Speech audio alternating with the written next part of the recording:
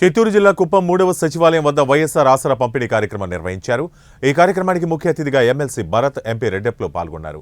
వైఎస్ఆర్ ఆసరా 4వ విడతలో భాగంగా కుప్పం మున్సిపాలిటీ పరిధిలోని 746 సంఘాలకు 7,90,93,764 రూపాయలు అందజేయడం జరిగిందని ఎమ్మెల్సీ భరత్ పేర్కొన్నారు।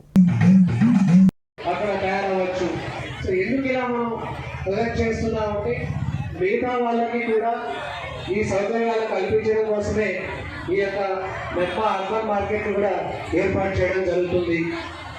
అంటే గౌరవ ముఖ్యమంత్రి గారి యొక్క ముఖ్య ఉద్దేశం ప్రతి మహిళ కూడా ఏదో రకమైన గౌరవప్రదమైన జీవనోపాధి కార్యక్రమాన్ని ఏర్పాటు చేసుకుని